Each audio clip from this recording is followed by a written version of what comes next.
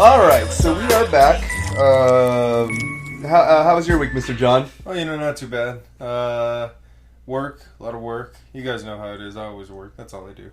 That's pretty much it. I've been working consecutively for the past, 6 weeks now? Yeah, that's where I've been. That's where he's been. He's just been at work, guys, so Yep. when he's back. No, I'm just joking. We have Mr. John here as a guest. Mallory is out with mono. Josh is at San Japan. So John came in clutch, and here he is. So it's great. We definitely, this would be nice to do this as a thing. Yeah. Like to kind of be the clutch. Little throwbacks. Yeah, exactly. Oh, it's nice. And then, it's good to be back. Yeah, it's good. It's good. I think with space, everything will work out like that. Today, exactly. It worked out perfectly. So, yep, John's here. Anything you do want to mention for the week? Not plugs yet. We're going to do that later. But anything happen that you want to mention? Been playing? I've been playing Vampire. Nice. That's one of those things, bro. We were talking about on my Discord today. In my Steam library alone, I have a massive Xbox, PlayStation library, and whatnot. On my Steam account alone, I have 845 games. I'm never gonna fucking get to those. Yeah, same. How many Steam sale wallet I know, bundles right? Spend 50 cents, get 36 games. It's okay, fuck yeah, sure. And yeah, I'm never gonna play them. You know what I played on Steam when I had it? I might download it again. I played all of Deus Ex, everything. Hell yeah, series, dude, that's good. Fantastic, great series. I played Why Am I Dead at Sea? I went through half of I Have No Mouth and I Must Scream. Nice. Farther than what we did. I remember we kept getting stuck. Oh, that was fucking annoying. That was not great. Yeah. Obscure 1 and then halfway through part 2. I never played the second one. That's how I learned how to do my keyboards. There you go. Controller, yeah. Great games. Scary as fuck.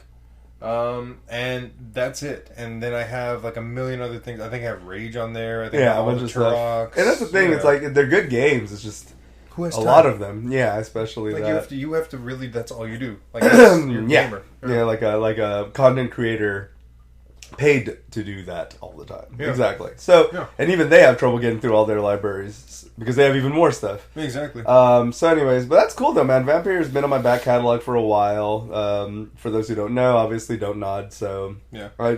When John was talking to me about it off camera earlier, off camera? Yeah, off camera. We're still off camera. Anyways. Oh yeah. Have you been filming? No, that didn't end up panning out to be a thing. Only because since Josh is a disembodied voice, it wouldn't carry along very well. It would be like a Jarvis. Yeah. Oh, he could be like a Jarvis. Shaphus. That sounds like some weird disease. Shaphus? Is that like Shaphus? Yeah, like that. I don't know, but.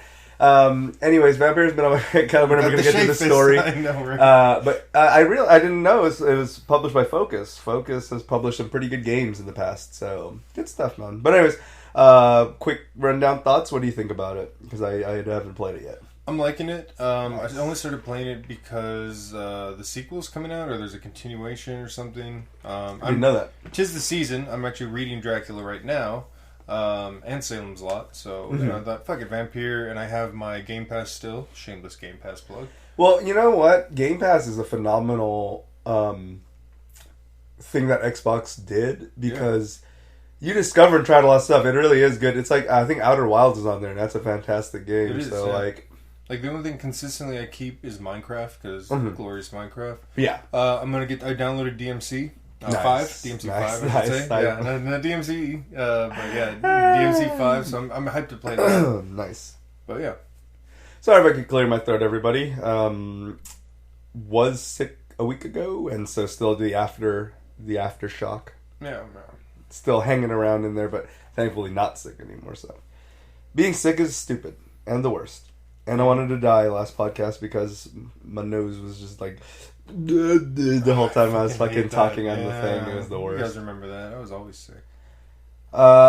Think nothing of the fact that Mallory and I both she got mono and I got sick, but it is unrelated. So there's that. No kiss zone. Yeah, she said it was not because of that. Well, okay, hold on. That inferred something I didn't mean to infer. But she's saying it just wasn't from kissing in general, not because we kissed. Because that wasn't a thing. But, yeah, Vampire, it's a pretty good P good. Pretty good. That's right. Recommend. Anything else? I want to say I was playing something else. Was it Me and My Sister?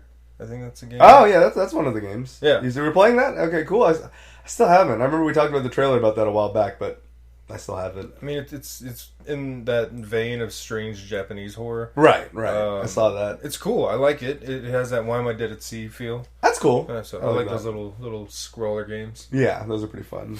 Very good. For me, I was playing a good amount of Friday the 13th lately because nice. It's pretty good actually. I love 80s retro. It took me forever to get to it. Oh, yeah, that's cool. It took me forever to get to it because Dead by Daylight and Friday the 13th were pretty much announced at the same time. Then there were a bunch of legal issues and all that stuff because really. Friday, the IP for Friday the 13th was a problem at first and all this stuff. So, but anyways, both games eventually dropped. After playing both finally, because at first I was more on the Dead by Daylight side in terms of like just initial impressions. Mm-hmm. But dude, Dead by Daylight sucks compared to Friday the 13th. I don't know, I just like the feel of Friday the 13th a lot more. I played a little bit of Dead by Daylight. Mm-hmm. I've played a ridiculous amount of Friday the 13th. Yeah, because it's just cool. Better put together. And then Jason. Yeah, exactly. Fucking dude. Not revealing your characters way before they because I think we talked about that before in the podcast how Dead by Daylight every time they reveal a new character they fuck up somehow. Like the last thing they did for what's the name of this Ghostface? Yeah. They did this more than once already where when they would patch it so the next character is about to be is like they added a silhouette or the tease or the blank slot of them in the thing, but if you highlight over it, it rendered their model instead of question mark or silhouette. Also, they did that like twice already. Come on, man! Smash figured this out back in Melee. Yeah, and it's just like, what the fuck, dude? All right. Yeah, but so a company that makes mistakes like that kind of makes you wonder. But yeah, I don't know. It just seems so less polished than Friday 13th. And granted, Friday 13th has its polish issues sometimes. Like I was just like clipping through the cabinet the other day, and like I think Jason saw me that way, and then. There's that weird guy at the beginning of everything where like he doesn't have like eyebrows or some shit. That weird looking guy at the beginning of every road. And I'm just like, you're uglier than Jason now with a mask on. Like not fully rendered model. It looks like a fully rendered model. Yeah, that's actually the best way to put it. So then I'm doing that, and then I also finally I played it for like literally like 15 minutes when it first came out, but I finally dove into Bloodstained Ritual of the Night. Oh. So good, isn't it? It's so good, bro. Like, I don't get what everyone's bitching about the anime aesthetics about. I think it looks fine. I think it's a good-looking game. Bitching? And there's nothing... It's symphony. Yeah, exactly. That's all it really is. And but it feels great. Oh, it feels so fucking good. The soundtrack, phenomenal. Yeah. Everything of it is a truly spectacular spiritual successor to the classic Castlevania games. I mean, it's great. You haven't picked it up yet? Pick it up. I love Solid Samurai. Good guy. Yeah, I like the cameo, fucking Shovel Knight's cameo. Oh, and stuff yeah. like that was really cool. So, oops, spoiler, whatever. Anyways, you guys should play it already. That's what you get. And then finally, the other thing I really wanted to mention was Matt McMuscles, formerly of Super Best Friends Play, used to be the boss man at Super Best Friends Play. He actually dropped a really badass, as of time of recording, so obviously I'm just going to give away the fact that we recorded this on a Saturday. At a time of recording this morning, he dropped a video covering Clover Studios, aka Platinum Games, when they were still under Capcom, and how that went to shit, and why Platinum is an amazing studio, probably the best studio Capcom's ever lost, and why they deserved better when they were with them, even if they're doing fine now. So. Yeah. Check out that video. I'll link it below. We had 2 bits of not gaming news that we're going to knock out real quick. We saw the trailers for Star Wars Rise of the Skywalker from D23 event. And then we saw the final trailer before release of Joaquin Phoenix's Joker. Wrong one. So we'll knock it out one at a time. I'm going to let John run on these just because John knows this kind of shit way better than I do and is gonna do it a lot more eloquently than me being like, yeah, it looked like the thing I seen. So what did you think about, first let's get through Rise of the Skywalker. What do you think about what you're seeing from that trailer? I like their little montage, their run through of the originals and the prequel. Because it's the wrap up of how long did they mistakenly say? Because they said like a generation. Like, 77. No, that's like baby boomers onto like past millennials now. What do they call them? Zoomers. Zoomers. I bet a boomer came up with that. Zoom. Yeah, the Zoomers don't know that. That's true. God damn it. No, like 3 generations, but yeah, it's been a long fucking time. What, 32 years? No, 42 years. Yeah, Jesus. Wow. But it's cool. It's great to see the saga come to a conclusion. I think it's going to do well. The name is.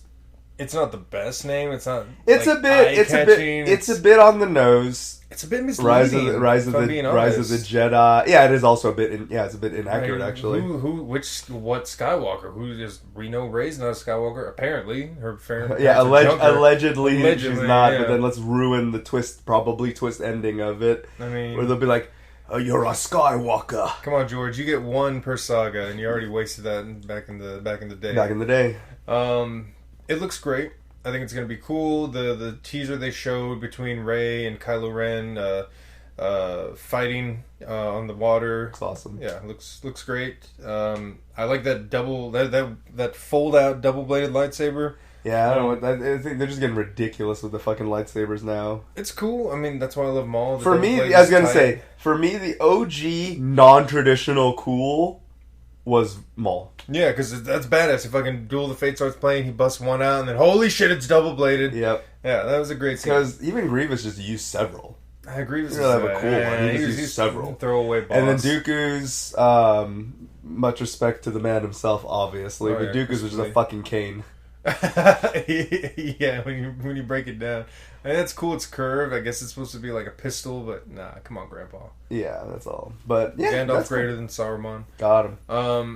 I don't know how I feel about clones / maybe like you said dream sequence. Yeah, my thing I'm thinking dream sequence, kind of like when Luke had his fucking episode with Yoda. And see, that makes more logical sense. Yeah. But given that they're using Sidious's laugh and then you hear Vader's fucking breathing apparatus, like, okay, well, clones, maybe they're going to give that touch from the EU. Perhaps. Yeah. I think, either way, I'm excited. Going to watch it. Going to get the Mondo glass. Of course. Wear my lightsaber to Mondo the premiere. makes such cool merch. Sure do. They should sponsor us. Yeah. You should, Mondo. All right, and then moving on to the Joker. Or, excuse me, just Joker, I believe. I think it's just Joker, yeah. I'm very excited for this. I love Joaquin Phoenix, big fan. Yeah. Commodus, Johnny Cash, Inherent Vice. Let's all get it out of the way. This is a post-Suicide Squad Joker movie. But the Suicide It's Squad. Absolutely... Oh, yeah, in terms of the timeline. But, like, in a world we live in where now Jared Leto's Joker exists... This is definitely a step in the right direction, regardless of what you think about the film. Yeah, I think this is someone trying to make up for something. Yeah, my only real basic thoughts before I let you just go in on it is that I really appreciate the artistic side that they're going with on this, in the sense of, like, they're trying to humanize the Joker, because a lot of times we see him, he's already the green-haired nut job. Yeah. So I like I'm not normally a fan of origin stories, but I feel like Joker's been given the opposite treatment in mainstream media of people like Batman, where we've heard Batman's origin story a trillion times. We don't get to hear stuff about people, especially like the Joker. Mm-hmm. So I'm absolutely thrilled that they're going in that direction. That being said, yeah, that's a fantastic point, because that is true. I think that's what's going to make this not just a standout film as far as DC goes, but up there with how people laud the original Burton or the Nolan Batman. Absolutely. I think, there's people who are going to like grit their teeth right now when we're saying this and be like, "Oh, that's a big, it's a big bold statement. Yeah, it is a big bold statement. What they're doing. That's our point. You don't have a Joker origin story anywhere. It's always, he's a maniac. Well, Joker doesn't really have an origin, and there's the whole 3 Joker theory. But you don't get to see who he was before the face paint and everything. And that's what I think is going to make this great. I think it's in the 70s. It looks like it's in New York in the 70s. It looks about, yeah. I would say Like, that sounds about right. With the TV and just the style and everything, Yeah. which is cool. I mean, I don't know how everyone else perceives the 70s, but for me, it always seemed like a very gritty and just dirty era. Yeah. And I don't say that as any slight. No, it's just that's what it was. And Yeah. I think that the movie does a very good job of, it looks like an accurate 70s. Yeah, which is cool. Speaking from the perspective of someone born at the end of the 80s, it looks like a very accurate 70s from what I recall. I hope they don't when I was overdo not it. born in the 70s. I hope they do take the opposite route that Suicide Squad did, where you're inundated with all these fucking like Hot Topic T-shirt songs, and they actually pick something cool, like how in Infinity War or in Endgame, you start the movie with Mr. Fantasy. That's a great song. That's a cool fucking song. You know, who knows who Traffic is or how many people heard that song before that movie, right?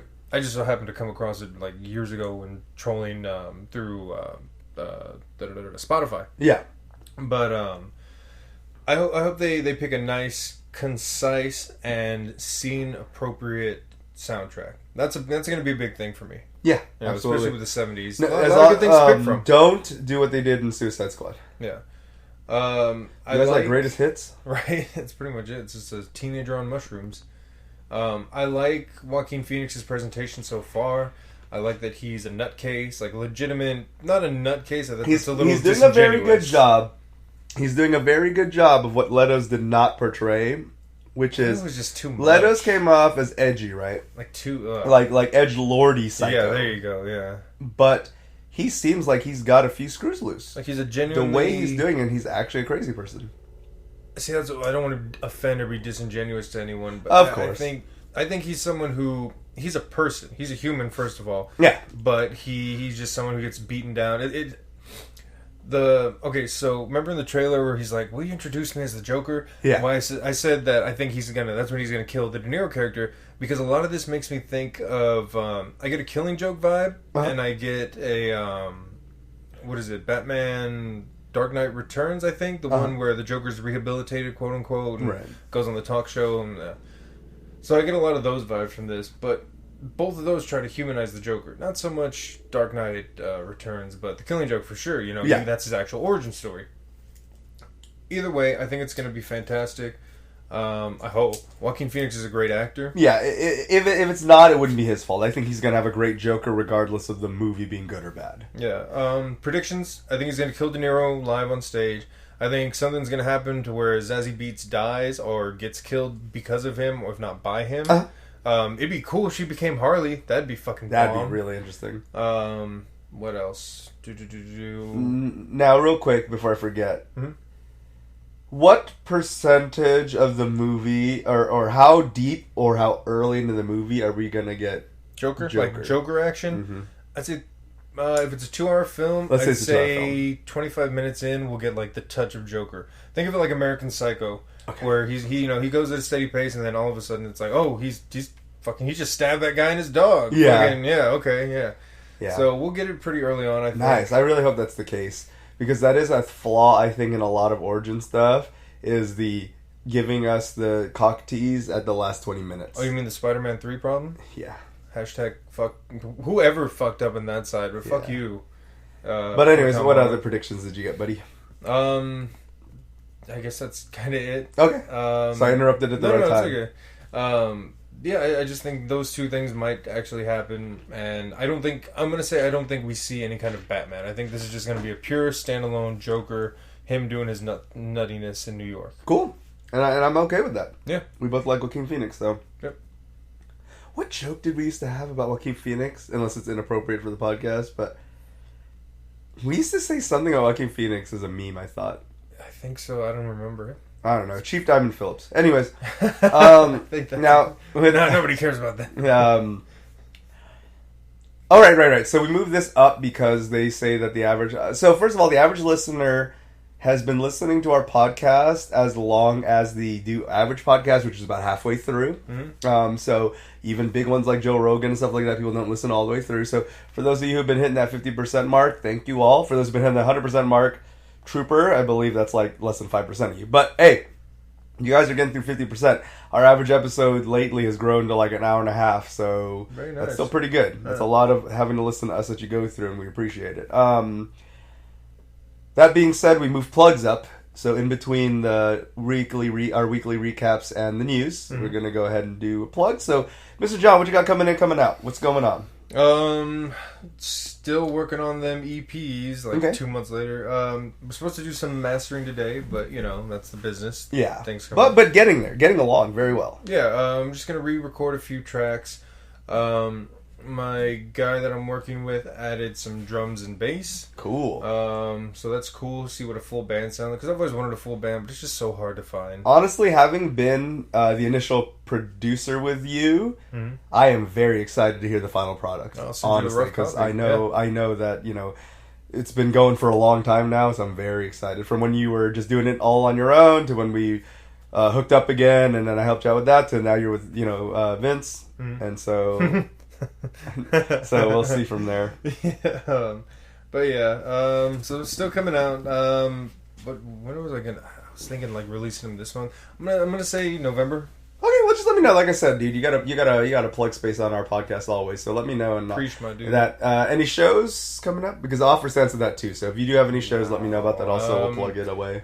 I'm gonna start practicing with my little bro because he wants to he's like, you should get out there and play more, and I'm like, yeah, but I don't have time. Yeah, I think I'm gonna let all my legal ills go out of the way. And there you go. Yeah, get back in the action. Yep. Anything else? Any social media you plug? I know you're like social media, probably the least you've been in a long time.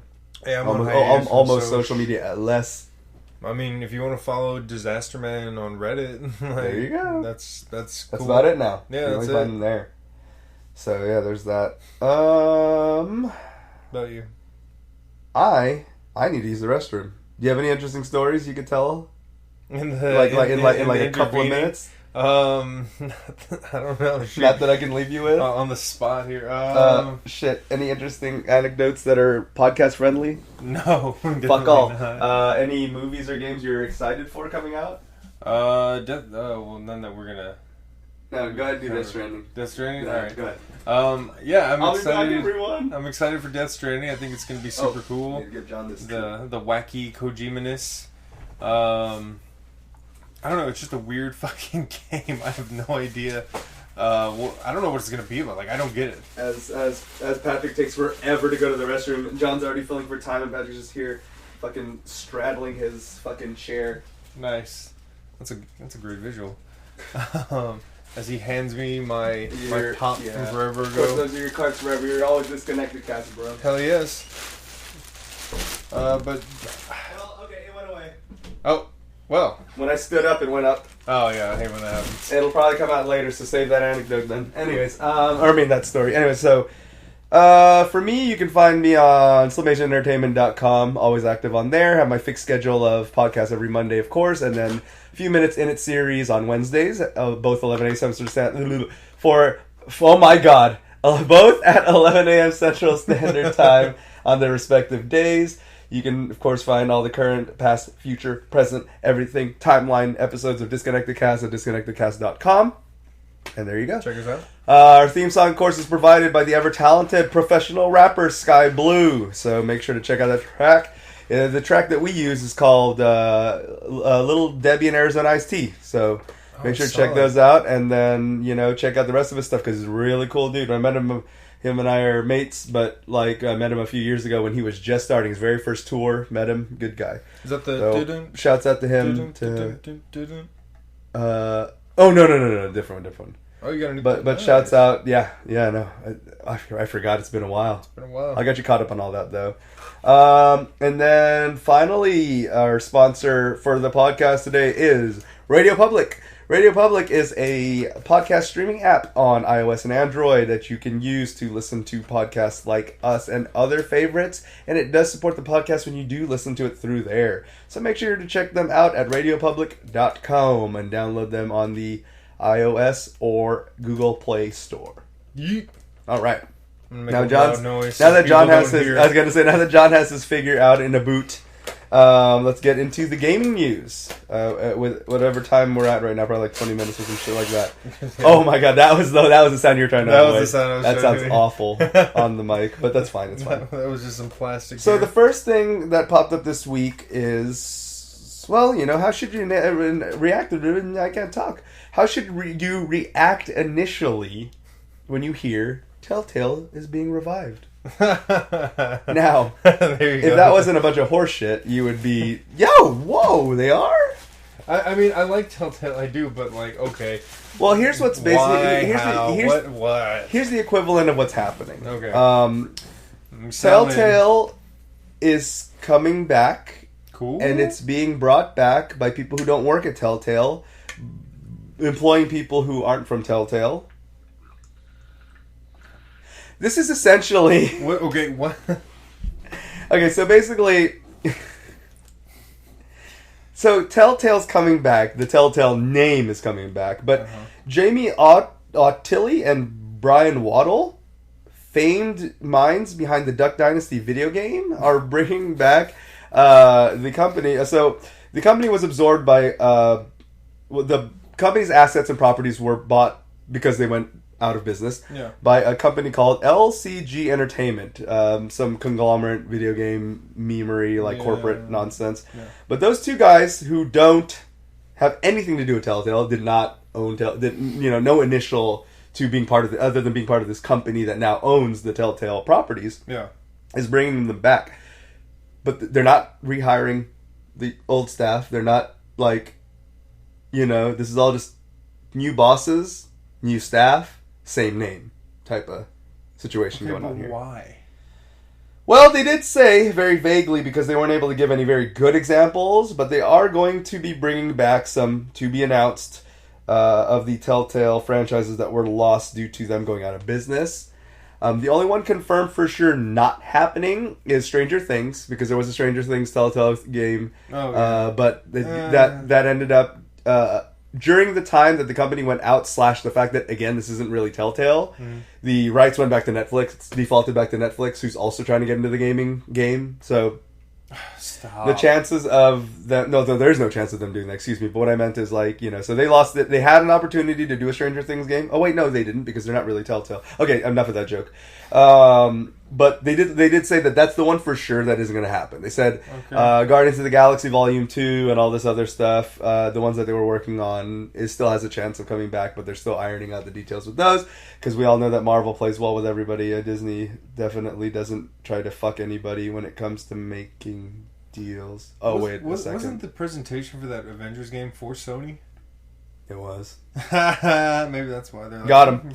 That game still looks like shit. What's the interesting thing too? Well, Josh and I talked about this, so I don't want to get too redundant, but I wanted to tell you. In the same week, I'm talking about maybe day or days apart, before the Sony Disney kerfuffle with Spider-Man, Sony bought the Insomniac Games for the PS4 Spider-Man game. Really? And then all of this went down. So really? Who owned Insomniac before? Insomniac was independent. So, they have the Sunset Overdrive and Spider-Man. PS, God, anyway. So, going just back to suss what how we're that went talking down. about. But, the not Telltale. What do you think about when... This isn't the first time a company has put on the corpse mask of a dead one and been like, get high. It's still the same thing, guys. I'm trying to think of a band reference where this has happened, where they use the same... I mean, any band where there's only essentially either the Misfits, or if you want to get even more metaphorical, a good metaphor for what this is like, it's like when there's only one member left, but that member isn't even the founder. Yeah, he's just a guy. If it's like Dave Mustaine, fine, but it's just the third rung guy from the beginning. CeCe Ramone was doing Ramone, kind of that in a way. Yeah. That's what this is the equivalent of. And okay, so even if we finally get Wolf Among Us 2, which I wanted, that's all I want. And say we get Guardians back, and then they make another, God forbid, but they probably will. They did say that they're probably gonna do more Walking Dead stuff. Oh, I love Walking Dead. I was hoping you would say it so I could react like that. Oh God. I was gonna say, isn't that dead that franchise? I mean, basically, it's American football is what it is.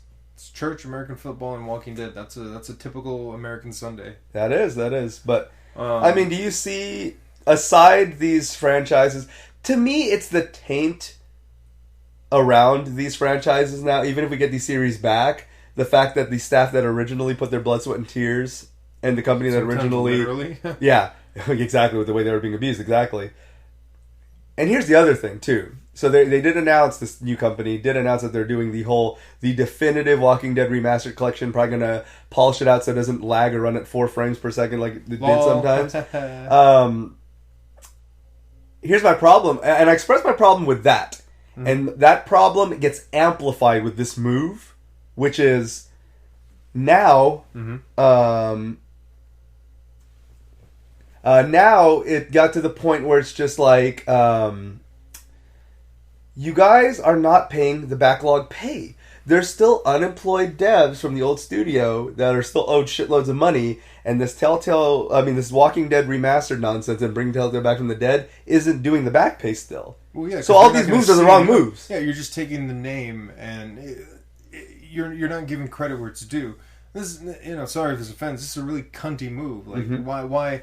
What's their gambit here? This is like one of the last things we talked about when I was here was Epic being like the not good guy, but the good guy. Yeah, exactly. And that has evolved into them just being a full-blown Bond villain now. Nice. From when we talked about this back in March or April, where we were just like, we were wary then, and we kept going, if they're being genuine, if they really mean they're going to match Steam. If, they've just shit all over that since then. So full Blofeld? Yep. But this is it's desecration of the corpse. That's what they're doing. Yeah. It is. Oh, excuse me. So yeah, we'll see. Telltale back from the dead, lol. Telltale in quotes. Yeah, I forgot what publication. I think it was Polygon that initially reported on it and put it in more of a positive spin. But Jim Sterling and Kotaku made much more reasonable articles, kind of explaining why this is a dumb fucking thing. All right, go Kotaku. There you go. Speaking of dumb shit, DJ Dimitri Vegas. I have no idea who the fuck that was until this story came about. Never heard of him. Supposedly, some guy, a DJ Khaled knockoff. I don't know, but they used his likeness in a skin in a collaboration with NK11. I think he did like a DJ set for them, maybe a song for them or some bullshit like that. Cool. And so they used his likeness for a skin for Sub-Zero. So it's the Sub-Zero skin, but with his face. Cool. He started copyright striking people on YouTube that used that skin because his likeness was being used without permission to make money. God damn it, he's one of those. Yeah. Unfortunately, NetherRealm really hasn't made, NetherRealm is basically looking into it, which means about fuck all. That's about how much the cops look into a stolen bike. Basically, it's they can comfortably wash their hands. They paid their fee. So, exactly. Yeah. So it's one of those things. It's just like, what a douche, though. He's a fucking. How are you gonna How are you gonna be sign this collab? I understand that your likeness being in the game doesn't mean everyone can stream it or show it or use it. Whatever the fuck, but. What the fuck? What is this? I wonder if FUPA protects this. Who knows? I don't know, man. But it's one of those things where, he runs into the problem that a lot of people do where... Because Jim Sterling ran into this, too, when Homicide, or whatever the fuck name of that game studio that tried to sue Jim Sterling, where they knew they had no case. And they knew they were full of shit. So they know they weren't going to win the $15 million or whatever they sue Jim Sterling for. So what they do is they just make it annoying, and then hope it's like rebates, right? The reason most discounts come as rebates is the average consumer, at least the average American consumer, is going to forget or not do it. Yeah. So you come up on top. They bought that TV to save $500, but they never saved $500 because they never turned in the rebate. Yeah, exactly. So that being the case, this is the equivalent of that in the sense of what they try to do is they just will hamstring your channel by throwing a wrench in the gears. They'll copyright strike your video, and if it gets into a full-blown strike, that's one of 3 you're allowed to have, so most people will take it down or stop or watch themselves in the future. You're just trying to be an asshole. It'll demonetize it, so even if the video stays, you just won't make any money off it. It'll go to NetherRealm or Dimitri Vegas or whoever the fuck it's going to go to. Yeah. Or no one. You won't get the money. Yeah. And this is what these companies are doing. This is probably what Dimitri Vegas... No, Dimitri Vegas doesn't know that much about that industry, but... He's just being a douche. But inadvertently, inadvertently, his agent is like, hey, but you know what? At least they're not like Gearbox sending,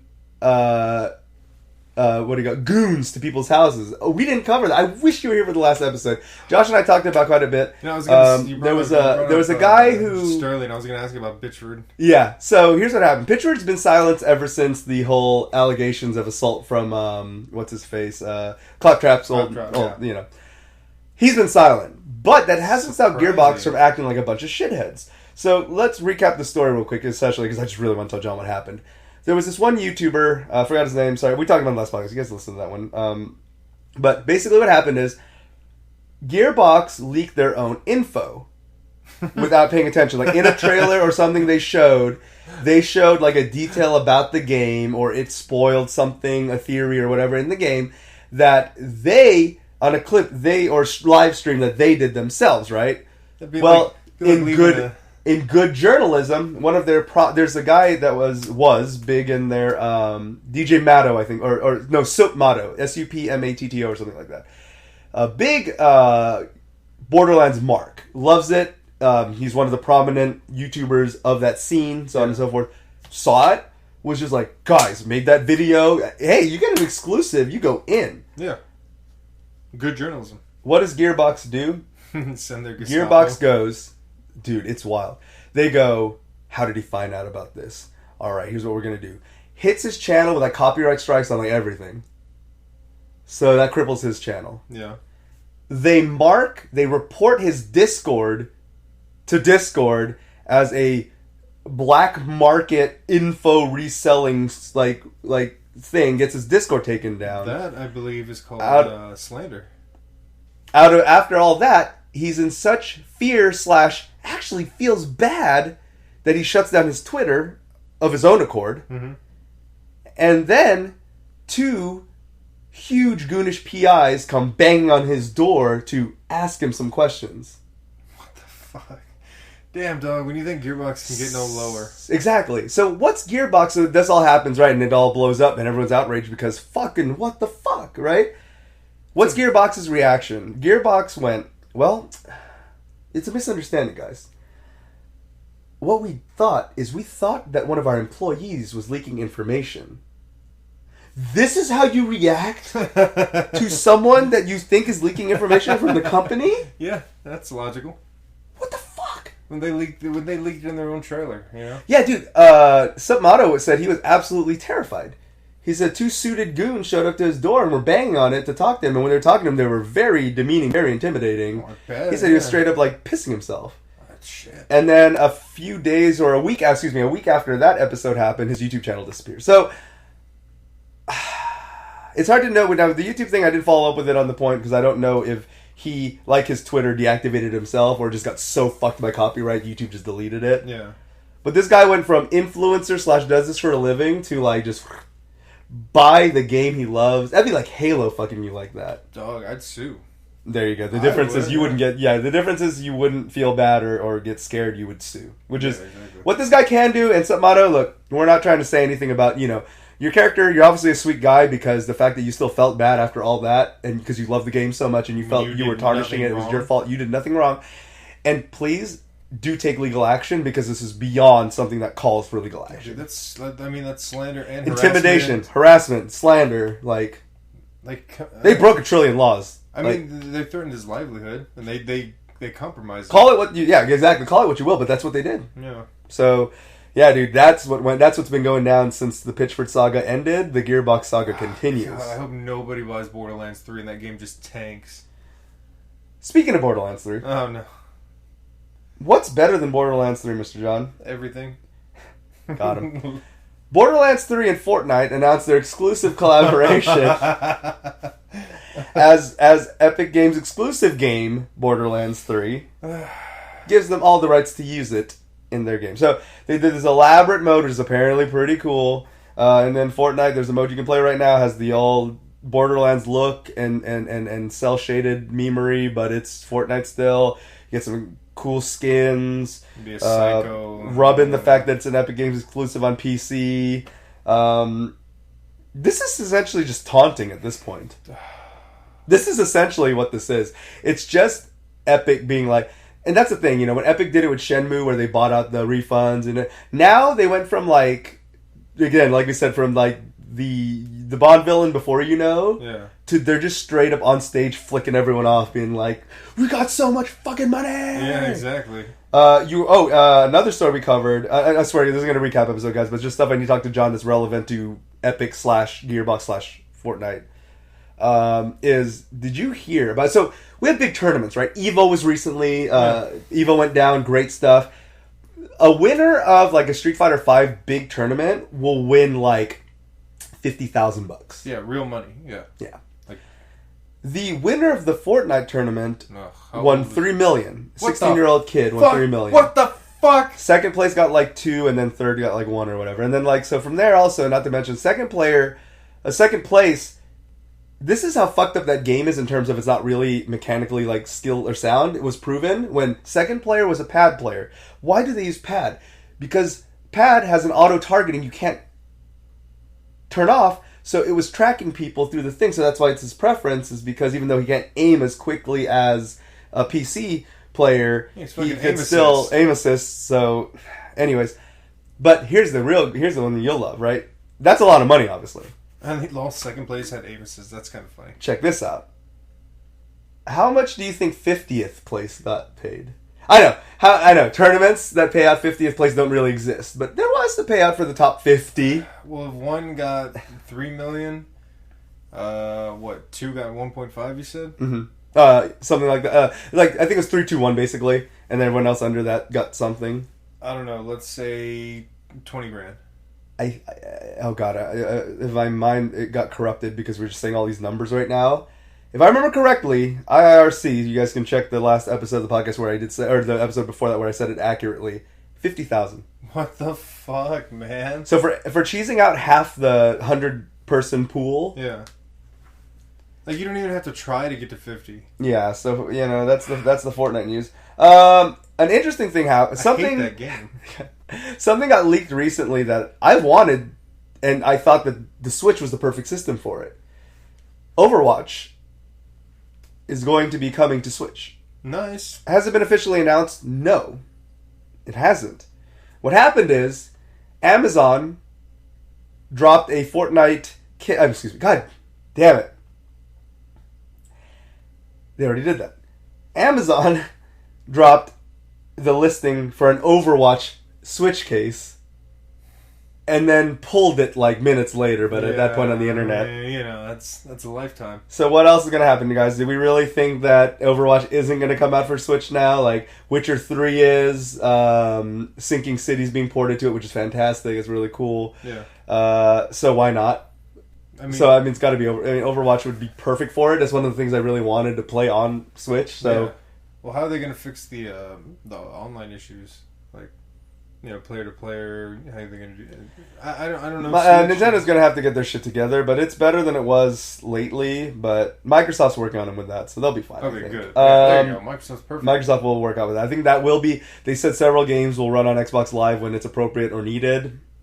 Both. Okay, both. Cool. Yeah, so, I know, right? So that Microsoft will be probably handling the back end on that, but they've yet to officially announce it. But why else would you have an Overwatch case for Switch if? Well, just cross-marketing. It's okay. It's okay. Why would that game come out? Let's go. It's interesting, though, how leaks have just been getting out of control. I mean, obviously, as the internet grows and people have the potential to leak, they will leak, right? But this is really interesting because this is just like where... These are professional companies, big companies having these kind of fuck-ups. Like, for example, at EVO, Street Fighter V was going to announce their latest DLC pack. Yeah. Steam accidentally dropped the trailer before Street Fighter and Capcom did, and it was just like it released it and then just ended up going, "Whoops, sorry." Well, fuck it.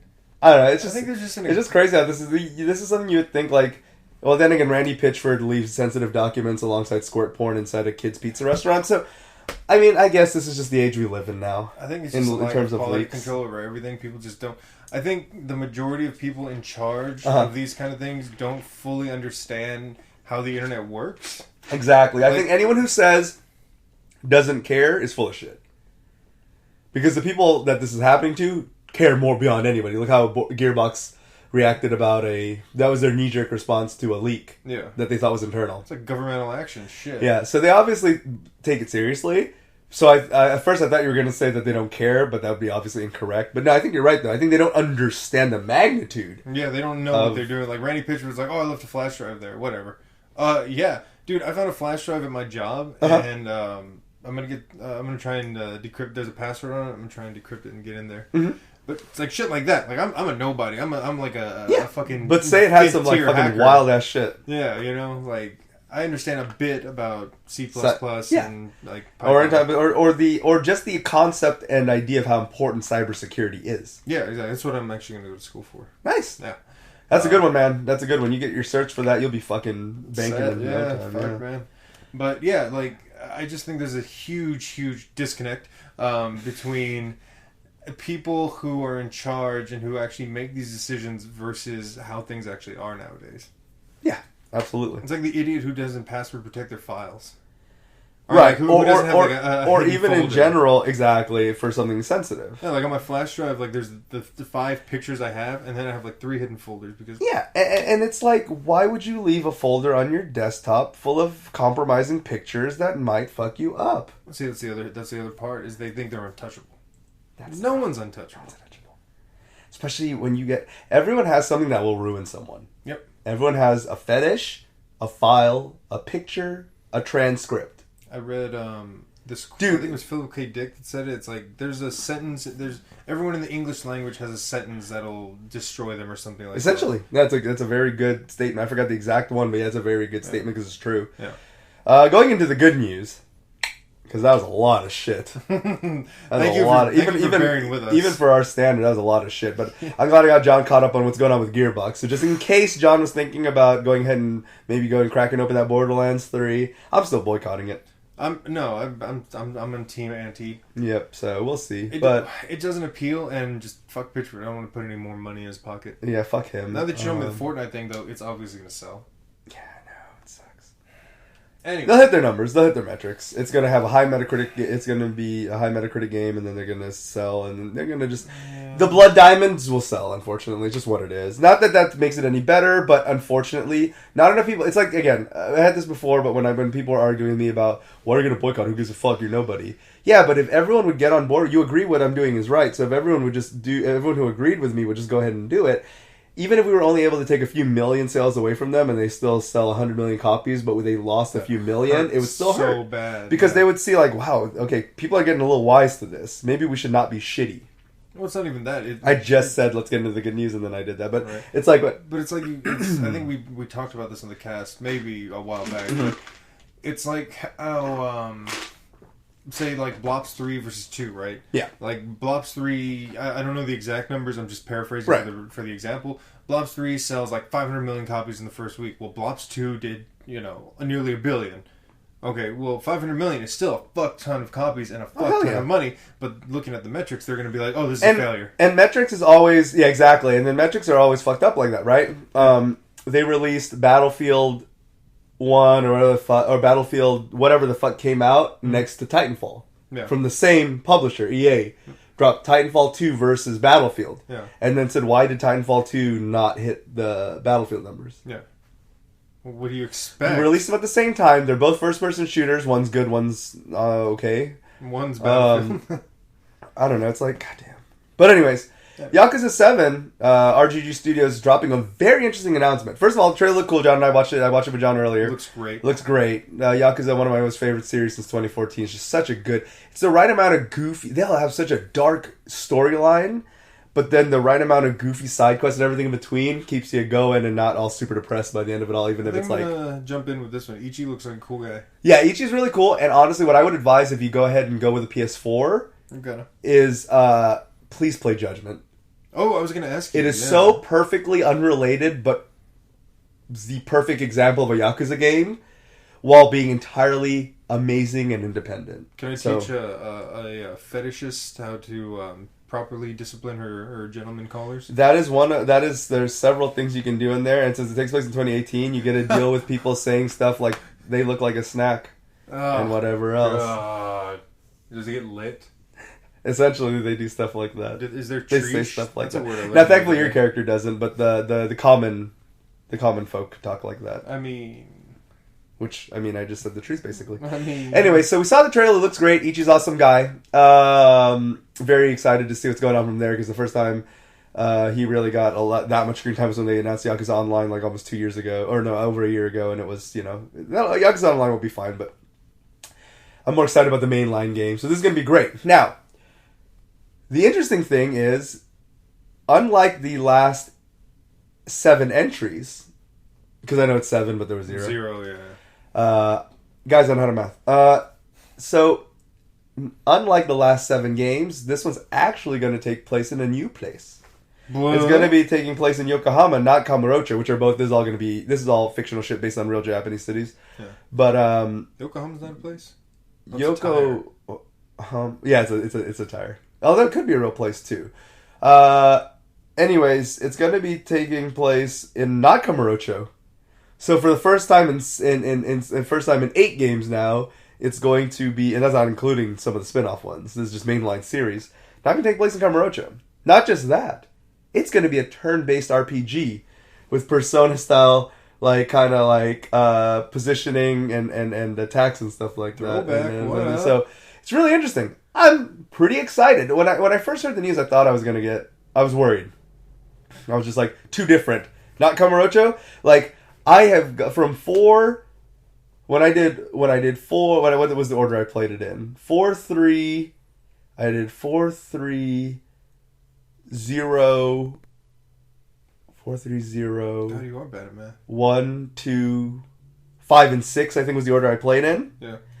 And all that time, and even Judgment, and all in Kamurocho. I knew where La Marche was. I know where the Don Quixote is. If I need to go here or go there, I know where it is. That's kind of cool. I could just go there because for eternity, from 1970 whatever when 0 takes place to 2018 when Judgment takes place, at the end of 2018 when Judgment takes place, I know this fucking city. That's pretty cool. the back of my goddamn hand, because I've been playing there for so long. I like that a lot. It's really cool. So it'll be interesting. First I was like, no. But you know what? It will be nice to see these guys try to do a different city, and maybe now they'll have it where you can do the Kanto whatever region thing, and maybe go back, maybe have some of the game take place in Kamurocho, and then have some of it take place in Yokohama. That'll be really interesting. Galar and how it's going to suck.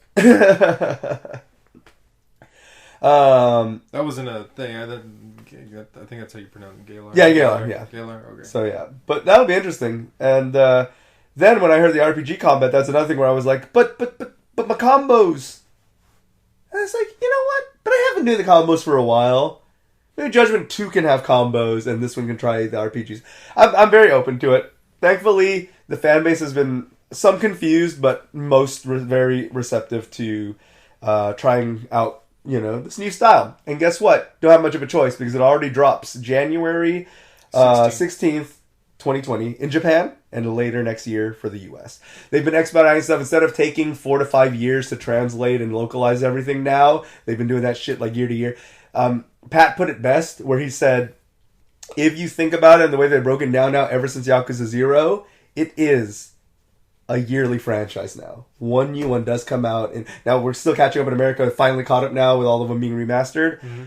But in Japan, it's been a serialized series for so long. It's a yearly. It's a good Assassin's Creed yearly drop. COD.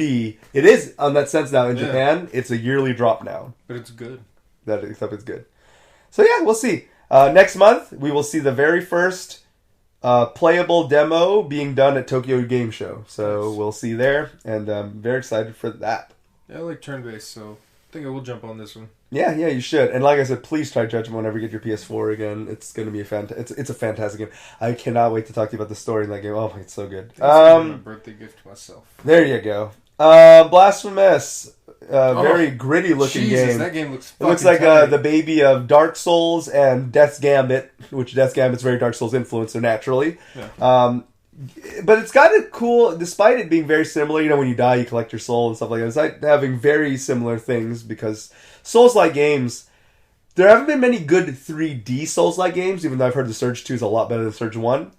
But 2D-wise, with Death's Gambit and stuff like that, they've had some pretty good Souls-likes in 2D form. This looks like it's going to join the party in terms of that. They got some very interesting designs, very weird designs. Like in the trailer, you see the baby, one of the death animations, the baby just ripping your arms off and you're just getting fucked. Yeah.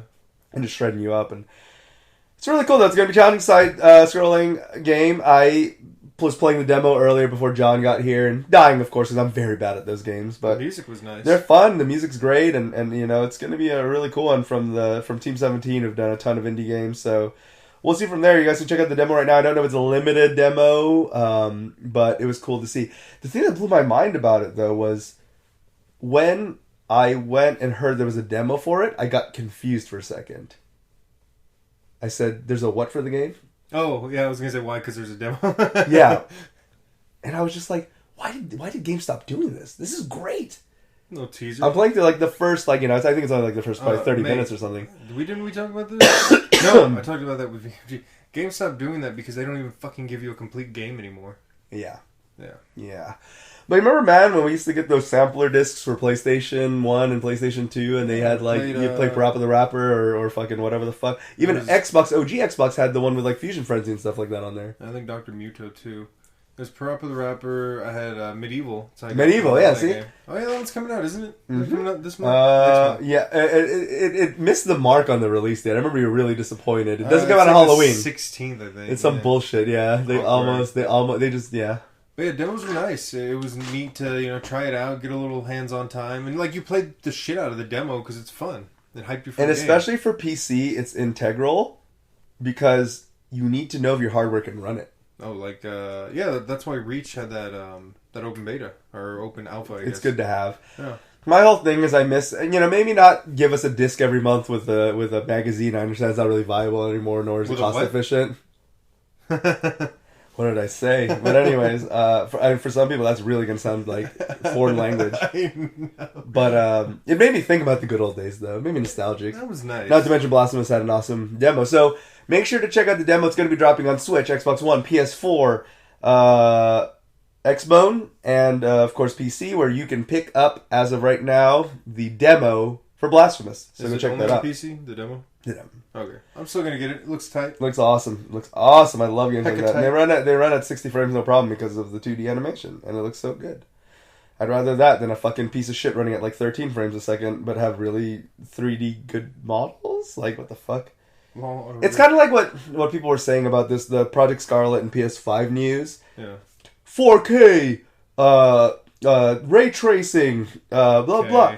But if it's still running at 30 frames or less, all that's going to look like ass anyway, so who cares? Yeah, but can it run Unity? Oh God, what about Stadia?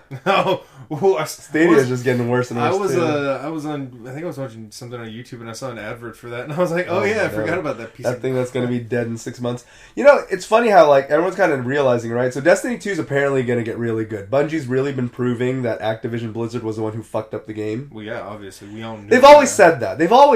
But I was wary. Yeah, that's loyalist. But with what they've changed, God, have they proven it? And I think I'm going to jump back into it on PC. Oh, wait a second. I don't need to make a choice because it's going to have cross-play, cross-save. I know. Which is what kind of... games. Wild. Game devs, take note on why this is such a good fucking thing. Blizzard, oh yeah, you guys were the ones who fucked up this party to begin with. But think about it. Overwatch, I already double-dipped. I would have probably triple-dipped and now quadruple-dipped if you guys would let me move my skins everywhere. I don't fucking want to buy that shit over and over and start over. That's why I don't play on PC as much. I mean, I have more friends on there that play, but I don't really... But my cool skins are all on Xbox. It is super, like, petty of me, but I have it... I double-dipped. It's on PS4 and Xbox, right? Huh? Well, PS4, I realize, is where I got the collectors, or the pre-order, or whatever. So that's the one that has the Widowmaker, the whichever one, the Noir. Yeah. Yeah, Widowmaker Noir. And I was looking at Xbox the other day, I was like, I swear I fucking have that. Nope, PS4. Come on, guys. But anyways, Bungie killing it. It looks great. Shadow, whatever the fuck it's called. Shadow Keep, Shadow... Okay, whatever the fuck. It looks like it's going to be good. It'll be finally free of Battle.net and onto Steam, so... Good. And so good check on that. And it has crossplay with everything except for Stadia, because even they know.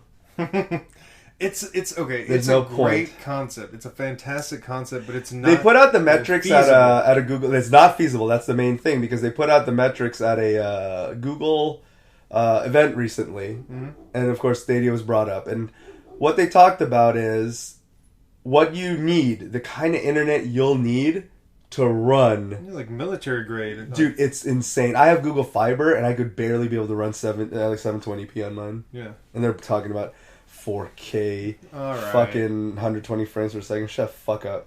In fucking main city Tokyo or Korea where they have like insane internet like that? Yeah, good luck with that shit.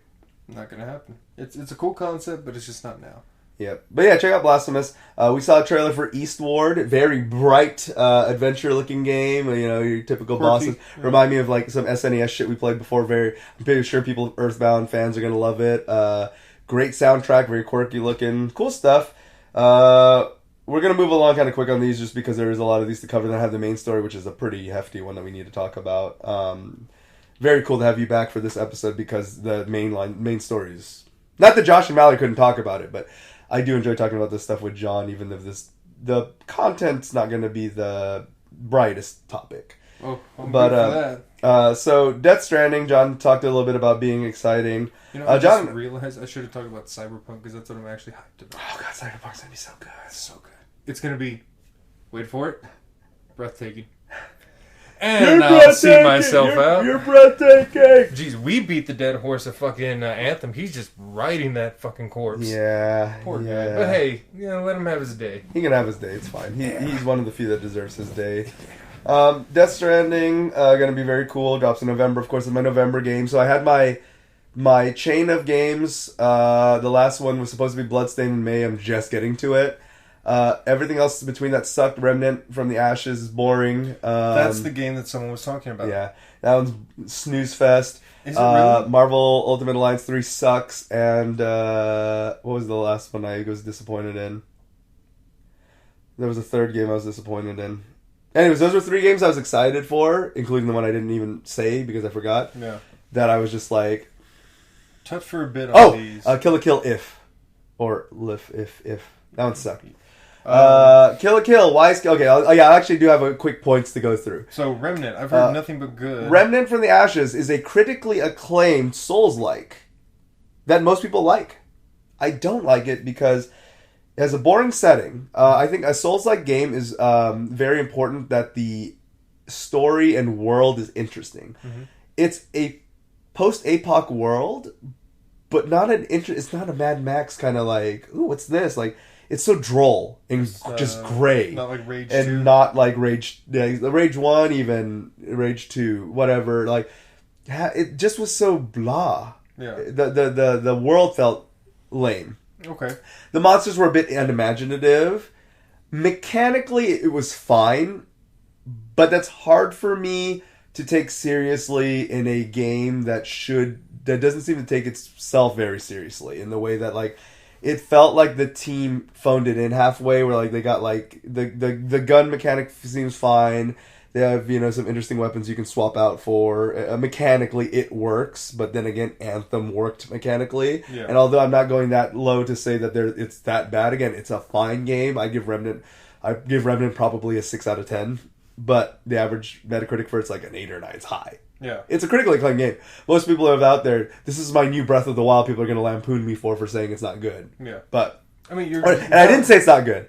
I'm just saying, I did, well, excuse me, let me rephrase that. I did, but I had a conversation with my friend Charlotte about this, where I speak so hyperbolic just because I've had the cream of the crop. I've played my Death's Gambit and my Dark Souls. Yeah. So this seems like meh compared to that. Yeah, I mean, it's valid reasons you're giving. Marvel Ultimate Alliance 3, why didn't I like it? I was very excited for it because Marvel Ultimate Alliance 1 and 2 were great. Fucking fun. Marvel Ultimate Alliance 3 seems like it came out back then. Ooh. Looks graphically, control-wise, except it even, 12 years ago, however long it's been, would have still been considered, what I think, back then, critics would have called it the bad sequel to the games. You have stuff where, like, if you're playing with all humans, fine. Just like the Ninja Turtles Platinum game that was kind of not good. If you played with 4 friends, though, it was fine. Yeah. Marvel Ultimate Alliance 3, the AI is moronic. And guess what happens if you're like many people I know, including myself, that don't know that many people on Switch that we're going to either have a Switch or we're going to play it? Mm-hmm. No random matchmaking. Really? So you're going to play with your friends or the moronic NPCs that just run into death all the time. Yeah. It's just frustrating. Yeah, I know. That's how and then Kill la Kill Iv just suffers the problem that, it was, Arxis, I believe, worked on it a little bit. So graphically and soundtrack-wise, killer. I can just watch a show for that because the game itself is another repetitive arena, like Naruto Shippuden and like the My Hero Academia game where it's just like arena, this weird behind the back, like Xenoverse, like combat, and it's just the same shit. That's the problem. Is all the anime games are the same fucking thing. Yeah. The only difference is that this one at least had even better visuals because it really the animation's great and the music is good. But again, then I'll just watch the anime. Yeah. So that's why those three were not so good. But from here on out, I am excited. First of all, this month we have Final Fantasy VIII Remastered coming out, which looks great. For a remastered cleanup, so good. I'm so excited. Next month, Indivisible, October 8th. I'm going to be playing that shit. Indivisible is one I've been waiting forever. It's from the people who made Skullgirls. It's going to be an action RPG, which is going to have cameos from a ton of awesome people, including Shantae, Shovel Knight, Zubaz from Dive Kick, and a bunch of other cool stuff. Nice. As well as a really cool character herself, as well as a very cool-looking world with the Skullgirls type of art. That not really anime, not really American, kind of like weird mix of the two. Mm-hmm. It's going to be going through. Looks great. After that, we had Astral Chain just recently dropped. Fantastic game. I haven't been able to drop much time in it, but very good. So, Astral Chain, Final Fantasy VIII Remastered. After that, of course, Indivisible. And then after that one is going to be Death Stranding for me. So I got the calendar starting to get stacked from here on out. But yeah. I'm very excited for that. What if it sucks? It could. One of those games could suck, but I'm saying Death Stranding. Thankfully, I'm hoping. Oh God, hopefully not. I feel at the very least it'll be weird. Oh, but it's not infallible. Did you get any hands-on time with Wolfenstein, the new one? Yes. Oh, I did my. Yeah, sorry. You were not. Yeah, you were not in that episode, but yeah, I did. So, did you? It's in the queue. Okay, so my quick thing, and I don't want to, and I would love to hear your impressions later on. But my impressions, it fell to what I was scared of, which I expressed my concerns to when we talked about it back in the day, where I felt that the sisters were going to be really cringy and really... Yeah, it's a $30 game. And that the game was going to be too much... The Nazis, kill the Nazis. You guys hate the Nazis? The Nazis were bad. We killed the Nazis. Yeet this Nazi into the Rhine. Basically. The only thing I thought... it was an okay game, but I was just... got some of the repetitive... nuances that weren't good wear down on me over time. Okay, yeah. And what I like to compare it to, where I can tell people an example of when it works and when it doesn't work, is the cringiness of the girls from Life is Strange worked. Like Chloe and Max. Max, yeah. Yeah, the cringiness of them worked. In Life is Strange and in the context of the game, they were cringy as fuck. It was twee. But I feel it worked. It's like a Wes Anderson film. Yep. But here, it didn't work in my opinion. The game functionality functionality-wise is fine, except for the fact that they're now going to riddle it with microtransactions. Of course. So, thanks Bethesda. And then Doom Eternal. It's going to be good. There'll probably be microtransaction nonsense, but I think that the game overall is probably going to be too good for me to give a fuck. Yeah. So, and I don't think they'll be like... It's just going to be cosmetic, which again I don't think is a good argument, but we've been into that a million times. But I don't think it'll be game breaking at least, so I think the game will be fine.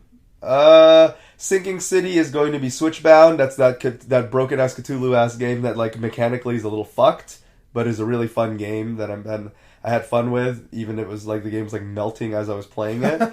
It's really good. You mean Sinking? There you go. It takes place in literally a Cthulhu influenced world. Like you're like, I'm going to the madness is taking me to whatever city and all this bullshit. Like it's really cool. Nice.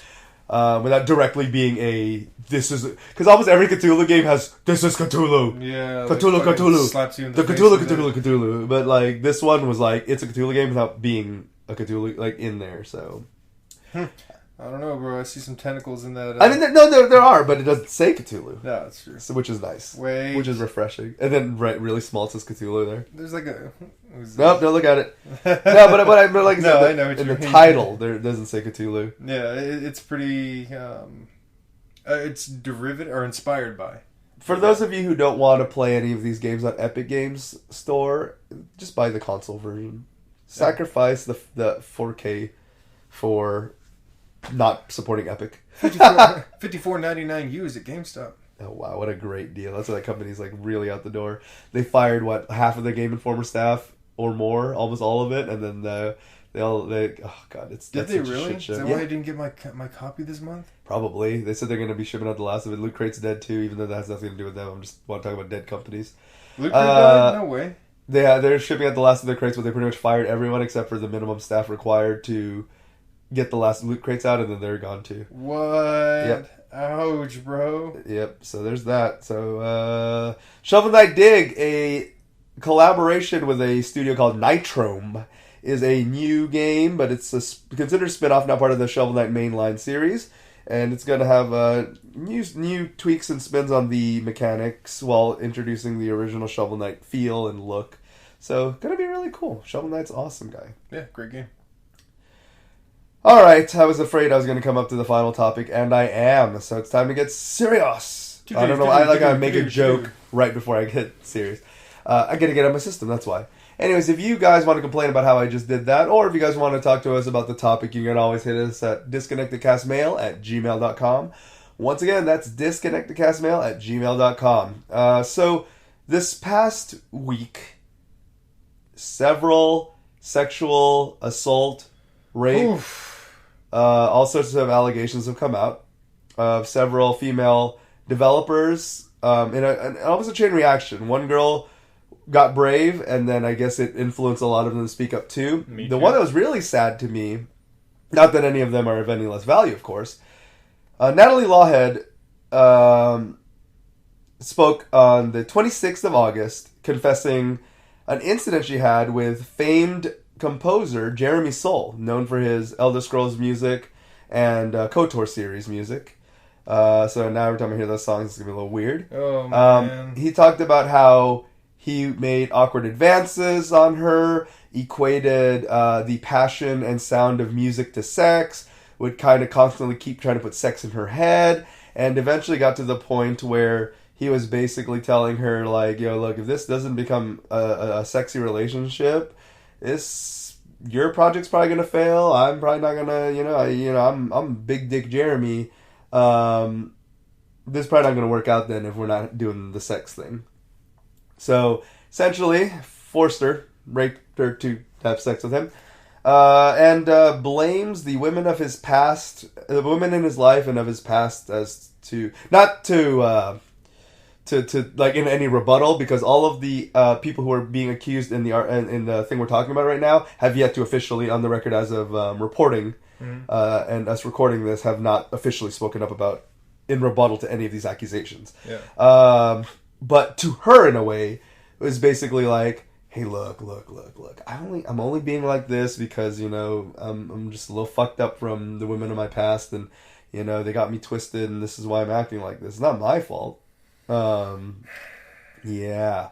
So, shortly after that, another developer from the game Night in the Woods cut ties with Alec Holoka, and more allegations of inappropriate sexual behavior, forcing them to be like, your job depends on my job. A composer again, by the way.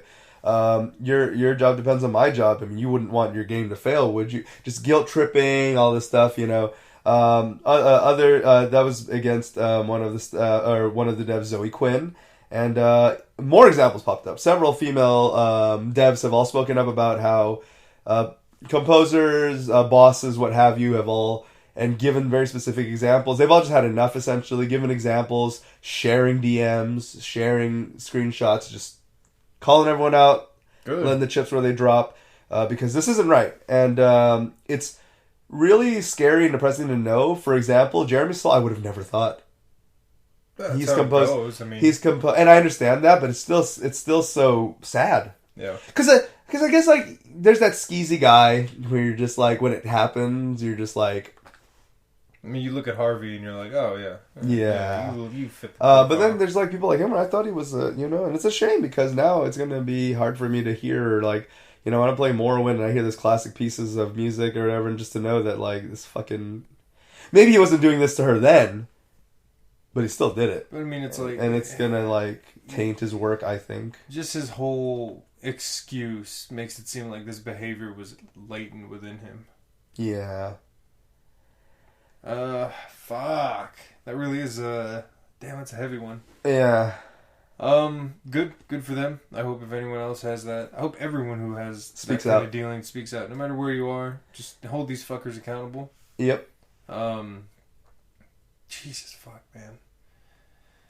While you were going through it, I was thinking maybe it's not that this is just maybe it's not the fact that this is so rampant in this industry. I think it's always been. And it's just nowadays women feel like they have a voice or a platform they can go on. In the entertainment industry in general? In the world. In the world? Yeah. There you go. No, that's a very good way to put it. I was definitely, I kind of hampered that a bit. You're right, absolutely. Yeah, in the world, yeah. Yeah. Like ladies can just actually feel comfortable coming forward now because now they'll be believed. Because 9 times out of 10, these fuckers are skeevy assholes and they do abuse their position to harass these women, to rape these women. Yeah, to leverage them into getting what they want by... Yeah, I mean, they were going through anything from guilt tripping to threatening their livelihood. Like, they were just... It was bad. Yeah. There was a report... Someone commented on something, and I didn't... I was... There was some other details that came up the Holocaust story. For those of you, I'm going to link it later. I don't think it's appropriate to say on the cast because I don't think it hasn't been confirmed if it happened or not. So I don't want to be like throwing fake news. Yeah. And if you don't see a link below, it ended up because it was fake news. Yeah. But it's one of those things where it's a topic I wanted to bring up to address. You made a very quaint point, but there's not much you can really say about it. I knew it wasn't going to be the most chatterboxy topic to use at the end, but.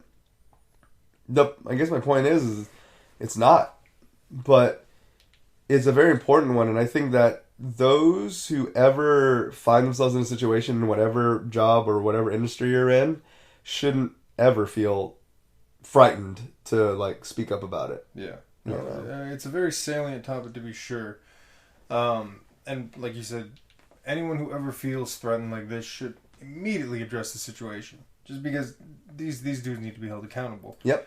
And dudes who do this, if you are listeners, I mean, like you said, you didn't think it was that guy. You don't know who this is going to be. Yeah. Stop. Or, like, what's... I don't mean to laugh. I'm sorry. This just made me think of something that my friend said earlier. Because she said the stop, get help. And she didn't know that was Michael Jordan. And I was like, Jesus, I forgot how young you are. She's 22. Oh, my God. Right. But yes, stop. Get help. You really need to sort your shit out. That behavior is unacceptable. It's not right. And it'll ruin your fucking life, too. You ruin someone else's life, but it's going to fuck you up in the end. Take you down, man. Not that you should do something just because you feel you get away with it or whatever, but, like, it's serious, man. Like, these people get so... It's always blown my mind that some of these people, what they stoop to just to get their rocks off. Yeah. Like, you can't just fucking jerk it? Go like, Tinder, like, dates. Or even that, yeah. Oh, yeah, take it a step further. Like, yeah, okay, so you want some, like, actual, stimulation. I don't want to get weird, but, like, you want some actual stimulation. Maybe, you know what I mean? Whatever. Your urges are too extreme for a little bit of a handy. Yeah. But, like... Maybe it's like Lemmy said, the chase is better than the catch. Right? I don't know. This is just a bad chase. Yeah, it is. But, all right, y'all. We just, again, if you had your thoughts... definitely hit us up on our email. But you know what? If you are a victim of this or you need to speak out about this, hell, maybe you think it's not that big of a deal.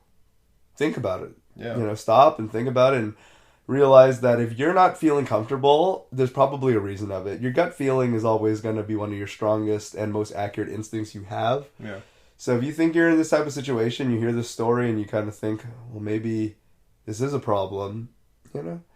Now, don't go headstrong and become one of those people that put a guy in jail for 20 years only to find out that you just had, like, you faked it the whole time just to get him because you got mad at him. Or something like that. I heard about Let's that not, just the other day, yeah. Let's not do that. Emmett Till, look it up. Yeah, there you go. But at the same time, you know, if you are, you know, if you're being abused, and if you are, do not hesitate to call out who you need to in an appropriate fashion, and take care of it because it's not right and it should be stopped. And always have confidence in the fact that you know if it is true and if it is that you're absolutely 100% sure it is abuse, that it will be taken care of. Because, you know, like John said earlier, thankfully we live in a time now where that stuff is taken a lot more serious than it would have been decades ago. Yeah. So. We live in a society. Yes, we do. All right. Incels crying. All right, y'all. Well, until the next episode, we will catch you guys then. It was nice having Mr. John back. Truly a pleasure, sir. Super fun to be back. I just said a pleasure. So that's how you know it's been a good time. And until the next episode, we will catch you guys then. And until Mr. John makes another appearance, it's always an open door, sir. So, oh yeah, we will catch you guys in the next episode. Until then, see ya. Have a good week, y'all.